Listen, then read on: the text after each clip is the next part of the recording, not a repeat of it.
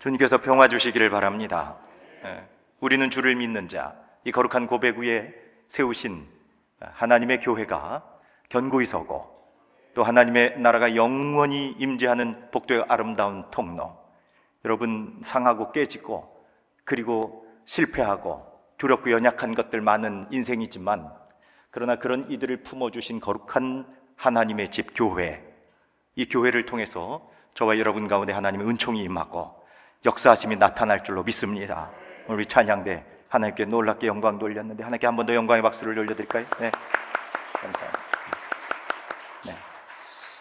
네. 오늘은 우리 큰 악기 있잖아요, 콘트라바스. 좀 특별한 걸 느끼셨어요?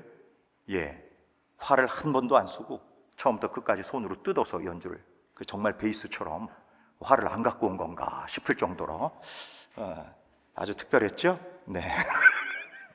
아주 특별한 연주를 오늘 경험하신 거예요. 자, 여러분 얼마나 아름다운지 우리 음악하는 귀한 우리 형제들, 자매들, 또 청년들 박수로 환영해 주시고 잘할 수 있도록 기도해 주시죠.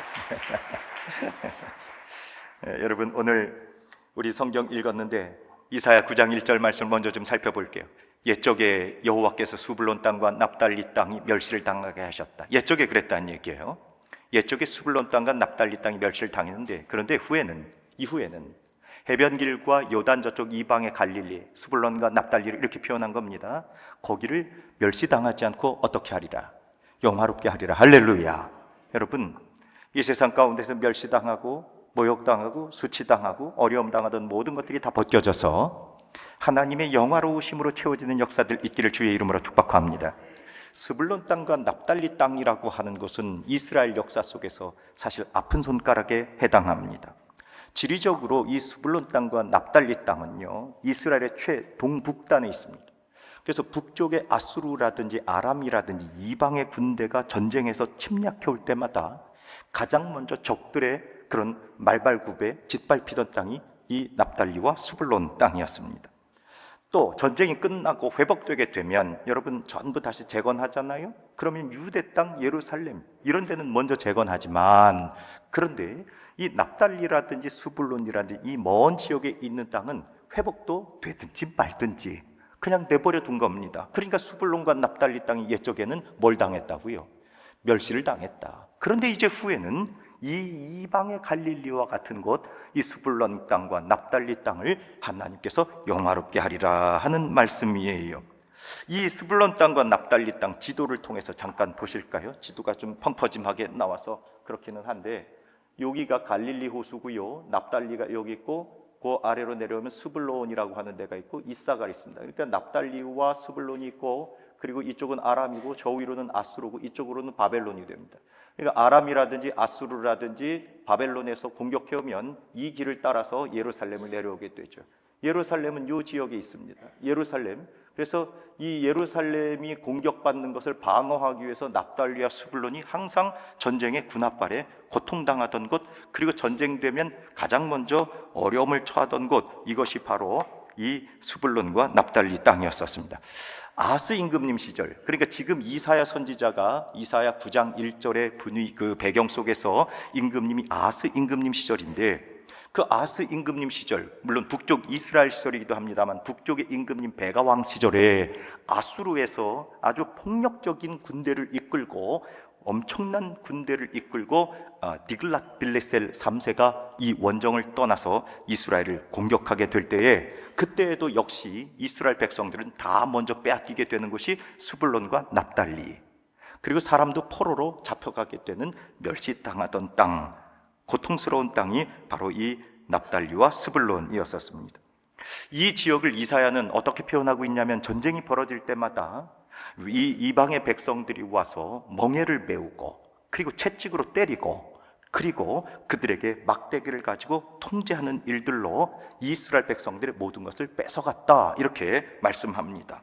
사랑하는 여러분, 그런데 이스라엘 백성들, 특별히 이 스불론과 납달리 아니라 이스라엘 전체가 이렇게 외부로부터 오는 아수르라든지 아람이라든지 외국의 군대로부터 고통당했기 때문에 이 지역을 흑암과 사망이라고만 이야기한 것은 아닙니다. 사사기 6장에 보게 되면 여러분, 미디안의 날이라고 하는 그 오늘 이사야 9장 4절의 말씀, 도대체 미디안의 날이 어떤 날이냐? 지금 읽으신 이사야 9장 1절에서 4절까지의 말씀엔 두 시대가 한꺼번에 나타나요. 하나는 이스라엘 임금님이었던 아하스, 유다 임금님이죠. 아하스 시절과, 또 하나는 그 전으로부터 한 몇백 년 전인 사사기의 시절, 기드온 사사의 시절을 같이 중첩돼서 나타나게 하는데, 사사기 6장 1절 말씀에 보니까 이스라엘 자손이 또 여호와의 목전에 여호와의 눈앞에서 무엇을 행하였으므로?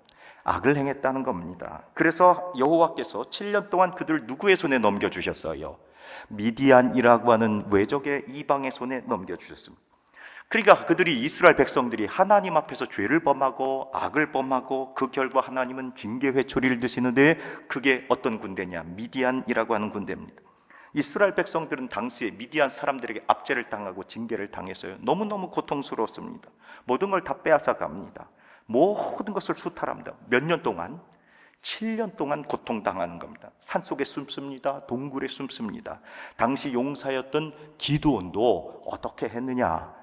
여러분, 타작할 때가 되면, 밀이라든지 볼이라든지 이걸 추수해서 타작할 때가 되면 동네 넓은 마땅에 가서 거기서 타작을 하거든요. 우리로 치면 요 아래 신포동 로타리 또는 주차장 넓은 데다 동네 사람들이 다 나와가지고 타작해요. 잔치하죠.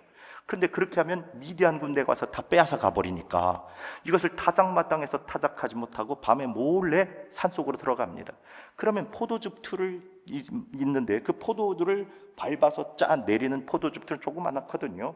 거기 밤에 올라가서, 산속에 올라가서 간신히 타작하고 그리고 숨는 일들, 이게 바로 기드온도 미디안의 시절에 이런 압제와 폭력을 당하고 그런 고통을 당하고 있었던 시절, 그때 이스라엘 백성들이 하나님을 찾기 시작합니다. 사사기 6장 6절 말씀 보니까 이스라엘이 미디안으로 말미암아 무엇을 당해요? 궁핍함을 당하는 겁니다. 가난해져요, 또 수탈을 당해요, 빼앗겨요, 고통에 처해요, 인생이 참담해집니다. 멸시당하는 거죠. 수블론과 납달리 지역에 이와 같이 궁핍함이 찾아오게 되니까 그때 이스라엘 자손이 여호와께 뭐하였더라? 부르짖었더라. 그러니까 죄를 범하고 하나님이 징계와 압제 회초리를 드시고 이스라엘 백성들이 하나님께 부르짖어 살려주세요 그랬더니 하나님께서 사사를 보내셔서 그들을 구원하십니다. 이게 마치 패턴과 같이 죄를 범하고 회초리 맞고 기도하고 구원받고, 죄 짓고 회초리 맞고 기도하고 구원받고, 죄 짓고 회초리 맞고 기도하고 구원받고, 이게 다람쥐 쳇바퀴 돌듯이 사사기의 구조가 돼버리고 만 겁니다. 여러분, 이 영적인 상황이 이 사사기 시절만 그랬겠느냐? 아니다. 오늘 이사야 선지자가 이사야 9장 1절에서 4절 아하스 임금님 시절에도 역시 그랬다는 얘기입니다. 백성들은 하나님의 말씀에 귀 기울이기보다는 어두운 곳을 사랑했다는 얘기입니다. 어떻게 아하스는 이 시대의 영적인 타락을 고발하고 있는가? 이사야 8장 19절의 말씀에 보면 당시의 영적인 타락을 이렇게 고발해요.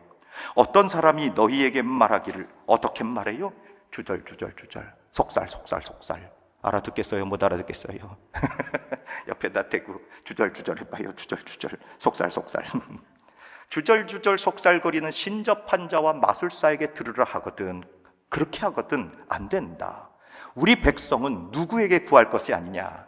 하나님께 구할 것이 아니냐? 산자를 위하여 누구에게 찾아가지 마라. 죽은 자에게 찾아가지 마라. 이런 말씀을 하는 겁니다. 그러니까 당시 이사야 시절에 이와 같이 자신들의 연약한 문제, 그리고 인생의 고단한 문제, 궁핍한 문제가 생기면 누구에게 찾아가야 돼요? 하나님께 찾아가야 되는데, 이 백성들이 하나님을 찾아가지 않고 자기 하나님의 말씀을 들지 않고 죽은 자를 들어 올려 죽은 자의 이야기를 듣는 강신자들 또는 접신자들, 이들에게 찾아가서, 무당들에게 찾아가서 그때 그들에게 우리의 문제를 해결해 주십시오, 그렇게 말할 때 이 강신술과 접신술을 하는 사람들이 뭐라고 얘기했다고요? 주절 속살, 주절 속살.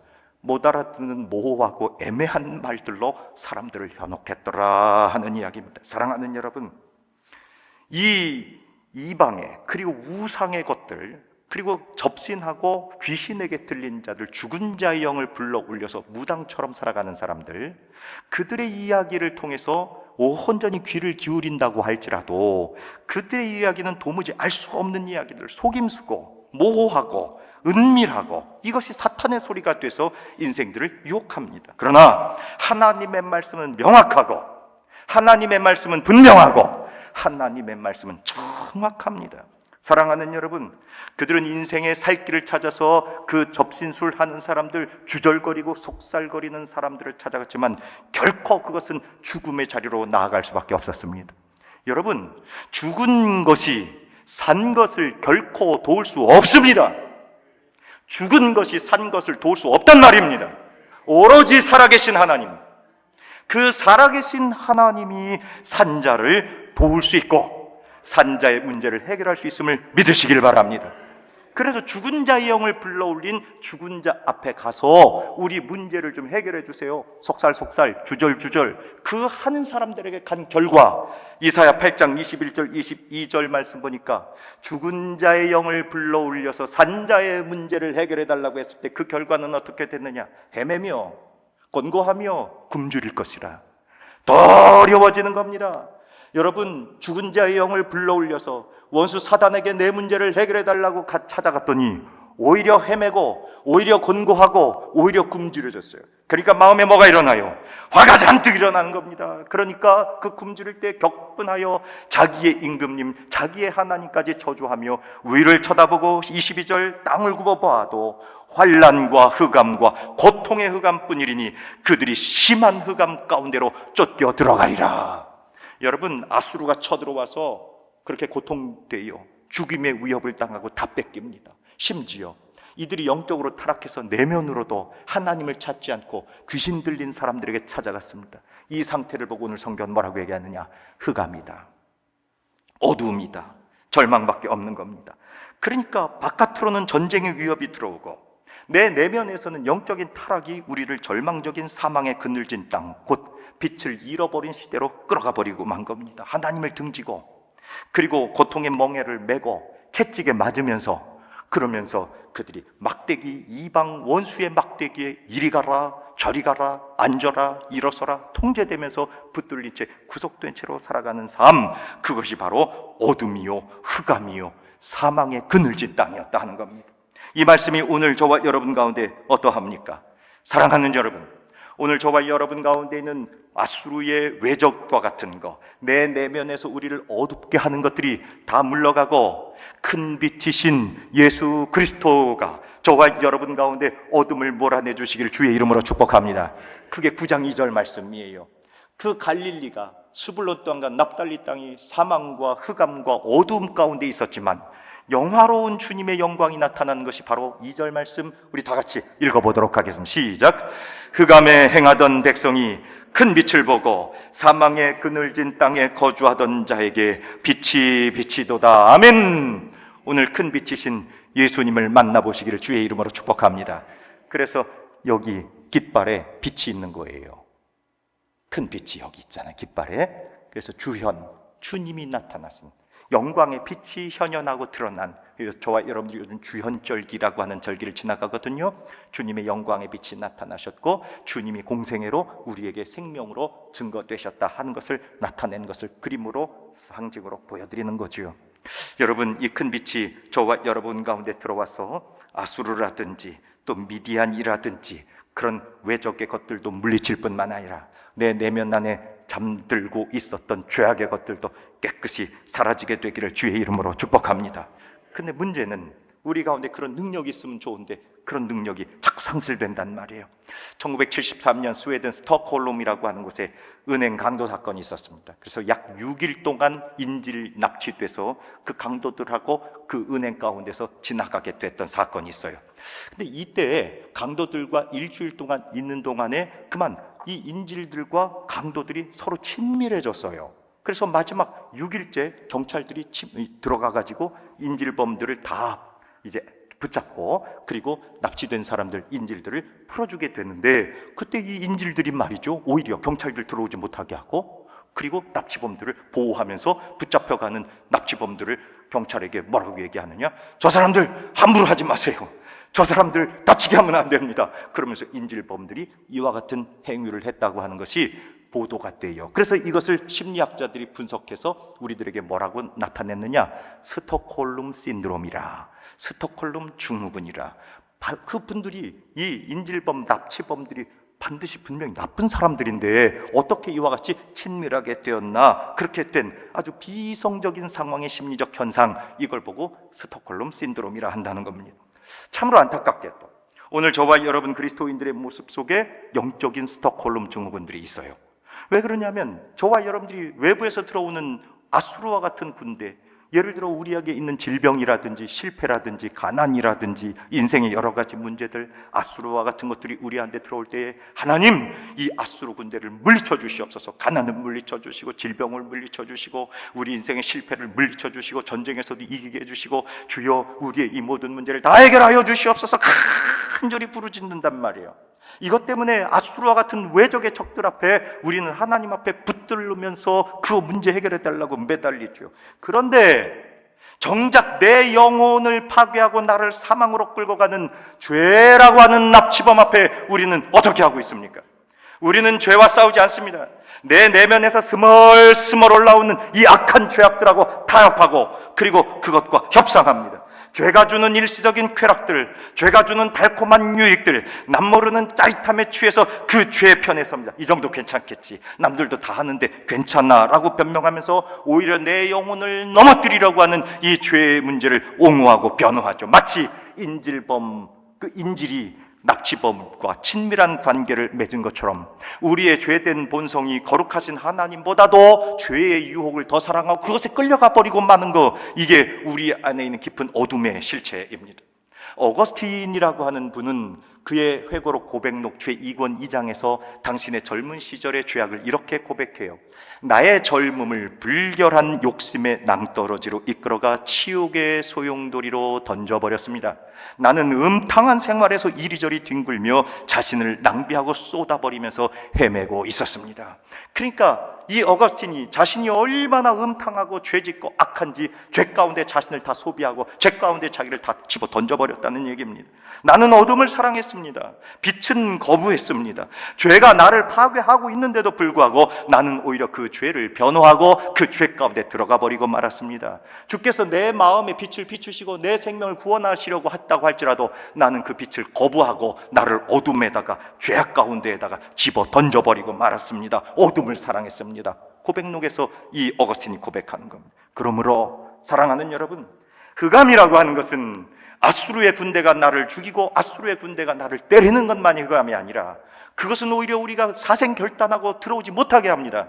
그런데 내 내면에서 끊임없이 죄가 스멀스멀 올라오면서 나를 범죄하게 하고 주의 목전에서 악하게 하면서 자기 하나님께 구하지 아니하고 오히려 죽은 자의 영을 불러 올린 접신자들에게 내 삶의 문제를 가서 해결해 달라고 구하는 것처럼 우상 앞에 나아가고 죄 앞에 우리를 내놓는 삶, 그것을 보고 빛이 비추어지기 전에 우리는 어둠 속에 있었을 뿐만 아니라 성경은 우리들에게 뭐라고 하느냐? 네가 어둠이었다. 여러분, 에베소서 5장 8절 말씀 보니까 뭐라고 얘기하는가? 너희가 전에는 어둠이었다. You were darkness. 네가 어둠이었다. 우리가 어둠 속에 있는 것이 아니라 나 자체가 어둠이었다. You were darkness. 죄와 무지, 사망과 악한 자의 원수 마귀의 지배 아래서 그저 그들의 막대기에 따라서 이리 가고 저리 가고 내 안에서 일어나는 죄들, 내 안에서 일어나는 악한 것들에 우리는 타협하고 말았던 것, 그게 우리 내면의 모습이에요. 겉으로는 예배자의 자리로 거룩한 옷을 입고 이렇게 가운 입고 뭐 이것도 걸치고선 말이죠, 하나님 앞에 나와 있지만 내 내면의 깊은 곳을 들여다보면 누군가를 향해서 끊임없이 끓어오르는 통제되지 않는 분노와 화와 증오와 그리고 싸움과 다툼이 여전히 나를 붙들고 있지 않습니까? 남모르게 즐기는 은밀한 정욕들 있잖아요. 아직도 내려놓지 못하고 나를 타락하게 하고 나를 붙들고 있는 중독과 같은 것들 있지 않습니까? 요즘에는 특별히 스마트폰에 많이, 우리가 아침에도 스마트폰이 일어나고 밤에 잘 때도 스마트폰보다 툭 떨어뜨리고 자고, 그것이 우리 영혼을 갉아먹죠. 움켜쥐고 놓지 못하는 탐욕, 우리 주변에 가난하고 약한 자들을 바라보면서 억지로 무관심한 척하면서 눈 돌리고 냉정하게 돌아가는 일들, 이 모든 것이 흑암, 이 모든 것이 사망의 그늘진 땅, 이것이 너희가 어둠이었다. 성경은 우리들에게 그렇게 말합니다. 사랑하는 여러분, 빛은 마침내 어둠을 드러내죠. 그래서 우리 주님 예수 그리스도께서 이 땅에 빛으로 오셔서 우리들에게 제일 먼저 하신 말씀, 마태복음 4장 17절에서 뭐라고 말씀하시는가? 회개하라는 겁니다. 그 빛이 오셔서 제일 먼저 하신 말씀이 회개하라. 아수르로부터 들어오는 공격을 방어해달라는 것 아니요, 내 내면에서 끊임없이 올라오고 있는 죄악의 문제를 주님께서는 해결해라라는 겁니다. 그 말씀은 우리를 정죄하시기 위함이 아니라 죄라고 하는 인질범에 붙잡혀 있으니 빨리 거기서 탈출하라. 비상신호예요. 위기 대응 신호를 주님께서 회개하라. 사랑하는 여러분, 이 아침에 우리가 어둠이었던 것을, 우리가 어둠의 권세에 붙잡혀 있던 것을 주님 앞에 고백하기를 주의 이름으로 축복합니다. 죄와 동조하고 죄와 타협했었던 나의 영적인 스톡홀름 증후군, 그것을 다 끊어내버리시고 빛 되신 주님 앞에 저와 여러분들의 온 영혼을 내어놓으시기를 주의 이름으로 축복합니다. 그렇다면 이 짙은 죄의 어둠, 캄캄한 이 죄의 어둠, 도저히 우리 힘으로는 빠져나올 수 없는 이 절망의 이 어둠 가운데 하나님 우리를 어떻게 구원해 주시겠느냐? 여러분, 보통 위기에 처하게 되면 예를 들어 아수르 군대가 쳐들어오잖아요. 그러면 아수르보다 더 큰 군대가 와야 돼요. 그래서 아수르를 이길 거 아닙니까? 그래서 아수르 군대를 넘어뜨리고 박살내려면 아수르 군대보다 더 커야 돼요. 로마가 우리를 압제한다고 해봅시다. 로마의 시저보다도 더 위대한 지도자가 우리 가운데 일어나야 로마를 이길 거 아닙니까? 하나님의 방법은 전혀 달라요. 이상해요. 이사야 9장 6절, 아수르보다 더 강력한 군대를 보내주셔야 되고 로마 지도자 시저보다 더 위대한 정치 지도자를 보내주셔야 되는데 하나님은 우리들에게 누구를 보내주셨어요? 아기를 보내주셨다. A child is born, a child. 갓난쟁이를 하나 덜렁 내주셨다는 얘기입니다. 더 강력한 군대, 하늘의 군대를 보내주셔야 되는데 우리 하나님은 아기를 보내주셨어요. 그런데 그분이 뭐란 얘기입니까? 그분이 기묘자 원더풀이요, 그분이 모사요, 카운셀러요, 그분이 전능하신 하나님, the mighty God, 그리고 영존하신 아버지, everlasting Father, 그리고 평화의 왕이시라. 그분이 한 아기가 아수르 군대를 이길 것이고, 그리고 로마 군대를 이길 것이고, 내 내면에 있는 사망과 흑암의 권세를 다 깨뜨리셔서 빛이신 그분이 마침내 이기고 승리하시는 영원한 임금님 되신다고 하는 거, 이것이 저와 여러분 가운데 오늘 능력이 되기를 주의 이름으로 축복합니다. 이게 복음의 신비, 이게 복음의 능력입니다. 그러니까 주님께서 오시는 방법은 한 아기로 오시는 방법도 특별할 뿐만 아니라 오신 장소도 특별합니다. 주님은 화려한 예루살렘 궁전에 오신 것이 아니라 갈릴리로 오신 거지요. 스불론과 납달리 땅, 멸시당하던 땅, 전쟁이 가득했고 사망과 흑암이 가득했던 땅, 그곳에 오셔서 빛을 비추신 겁니다. 에베소서 2장의 말씀, 예수님은 십자가로 그 막힌 담을 허무시는데 2장 14절, 그는 우리의 화평이신지라 둘로 하나를 만드사 원수된 것 곧 중간에 막힌 담을 자기 육체로 하시고, 그러니 예수 그리스도께서 십자가로 이방의 갈릴리에 가셔서 하나님과 우리 사이에 막힌 담을 다 허무시면서 우리 가운데 있는 이 연약한 인생들, 흑암에 있었던 인생들, 이방이었던 우리들을 하나님께서 구원해 주시고 자녀 삼아 주신 줄로 믿습니다. 이 거룩한 은총, 이것을 이제 우리는 목격해야 됩니다. 마치 시므온이 어린아기 예수를 바라보면서 이렇게 찬송한 것처럼, 누가복음 2장 30절, 그 늙은 시므온이 아기 예수를 바라보면서 내 눈이 주의 구원을 보았사오니, 인격적으로 주님을 만나고 인격적으로 주님과 대화하고 그 구원의 주님이 저와 여러분의 삶에 충만하게 되기를 주의 이름으로 부탁을 드립니다.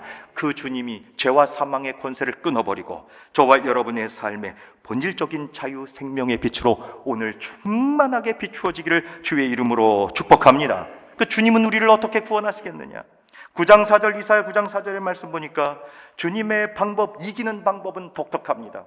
이 구원의 날을 오늘 이사야 선지는 뭐라고 우리들에게 보도하고 있는가? 미디안의 날과 같이 이기게 하시겠다는 겁니다.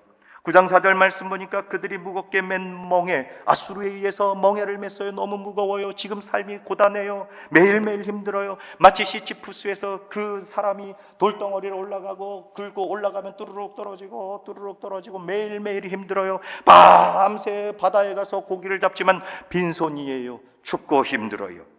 어깨에 무거운 짐들이 있어요. 채찍이 우리를 때려요. 압제자의 막대기가 끊임없이 우리를 고통스럽게 합니다. 그런데 그날에 주님은 한 아기를 보내셔서 마치 미디안의 날과 같이 승리하게 하셨습니다. 그 미디안의 날이라고 하는 게 도대체 무슨 말입니까? 사사기 7장에 보면 사사기에 그 기드온과 300용사가 나타납니다. 미디안의 13만 5천 군대를 대항하기 위해서 이스라엘 군인 몇 명을 모으세요?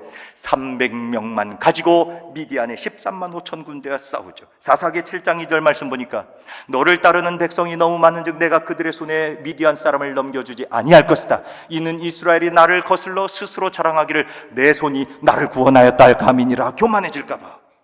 하나님이 하셨다고 하는 이야기.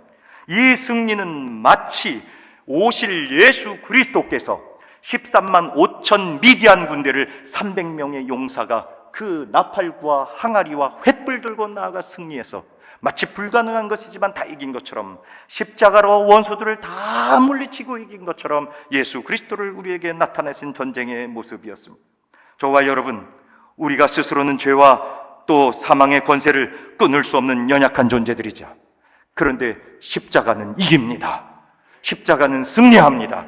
골로새서 2장 15절 다 같이 읽어보겠습니다. 골로새서 2장 15절. 아수르와 통치자들과 악한 것들이 있는데 같이 읽어보면 시작. 통치자들과 권세들을 무력화하여 드러내어 구경거리로 삼으시고